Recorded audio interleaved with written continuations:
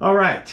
Welcome. I want to welcome Kevin Grand to our question period here. I really appreciate you taking the time to come in and talk to me, but more importantly, talk to the community. Thank you for having me. No problem. So, if you want to start off and just kind of introduce yourself a couple minutes and explain why you would like to be a school board member. All right, well, thank you.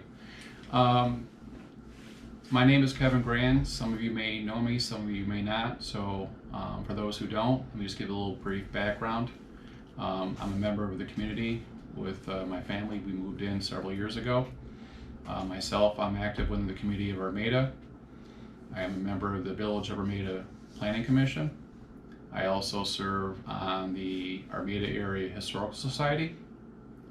I also serve on the board of the Armada Chamber of Commerce. I'm also a volunteer in the community. I volunteered on several events such as the Village of Armada Sesquicentennial and the Armada Fair. Wow. And why would you like to be a school board member? The reason I want to be a school board member is the reason that we moved into Armada in the first place. Armada School District is an excellent district. Armada has high test scores. It has low class sizes. It has excellent graduation rates. And the curriculum that it offers, it even draws in students from outside districts.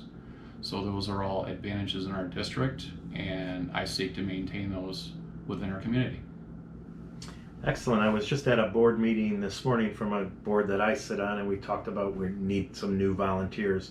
And somebody said the best place to find them is people who are already volunteering at other places because they're the doers. So it sounds like you are a doer and are in a lot of different spots. Thank you. So you might have just touched on this one during that last thing, but what are two or three strengths that you feel our district can and should be proud of? Okay.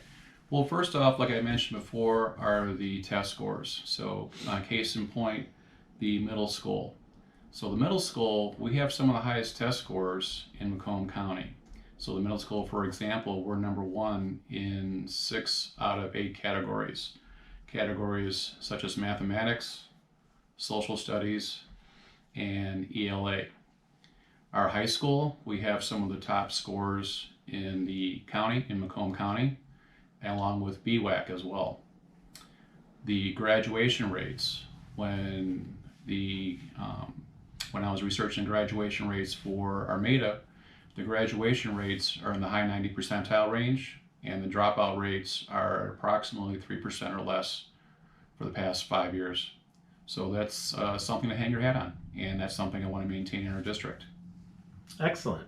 And how about two or three different priorities that you feel that our district needs to address? Okay, thank you. So the first thing I want to do, obviously, is maintain the status quo. If it isn't broke, why fix it? The other thing I would like to do is I would also like to improve the communication between the district, more specifically the board and the community. So one example of that improved communication has to do with how the information is promoted to the public. Case in point, if I were to go to a village meeting, I can get a hold of a packet, I can get a hold of an agenda, no problem. If I want to go to the township, if I want to get a hold of an agenda, I want to get a hold of a packet, again, no problem. If I go to the school board, I can easily get a hold of a packet, or excuse me, easily get a hold of an agenda. However, if it comes to obtaining a packet, that's kind of hard to get a hold of, which is regrettable because according to the board policies, the board packets are supposed to be available 4 days prior to each meeting. So it's not as if the board packets will not be made available to parents if they're interested in a particular agenda item, and that will be one of the items that I would change. I would make those available to parents if elected. Great. I know you did touch on this, but do you want to dive any deeper in what other school district or community activities, organizations you've been involved, or since you already listed them, maybe like why you're involved in so many of them? Okay, thank you. Basically, that was how I was brought up. My parents had taught my family to invest yourself in the community that you lived in, and that's what we're trying to do over here. So we try to help out where we can, and that's where I helped out in the areas where I can to the best of my ability. And I'm looking to do that more with the Armada School Board. Great. What do you believe are the most important characteristics of an effective school board as well as an effective school board member? So I think the two would be synonymous. I think the most effective would be to listen to and take direction from the parents. Okay.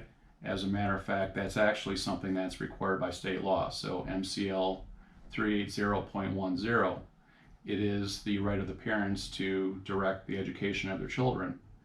So by extension, that would mean the school board should be listening to what the parents would want for the education for their children. So that goes hand in hand with both the board as well as the board member. I would say the two are synonymous, yes. Okay. And now just in a question that I had thought was interesting because I have been on several other boards, would you be able to support a board decision if you happen to be in the minority or you did not vote in favor of it? And why or why not? Well, that would depend on the nature of the vote. So if the vote had to do with something such as personnel, if it had to do with a new class, if it had to do with a curriculum or a program, that would be one thing. The one area where I would draw the line at is anything that may adversely affect the safety of the students. As far as I'm concerned, that's non-negotiable, that's non-debatable. And that would be my only exception to that. But obviously, no one's going to agree 100% of the time on 100% of the issues. And I see no reason why to not let the matter go any further from that. Yeah. And I think a board that doesn't agree all the time is a good board.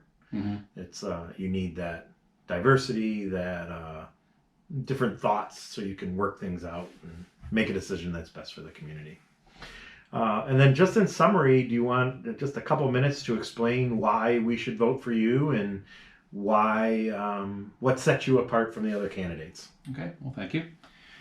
So again, just wrapping up, I had mentioned I was running for school board, and one of the things that would set me apart, and I'm not saying that I'm the only one, but I have been attending the school board meetings in person for about 1.5 years now. The only reason I haven't been attending them longer than that was due to the pandemic.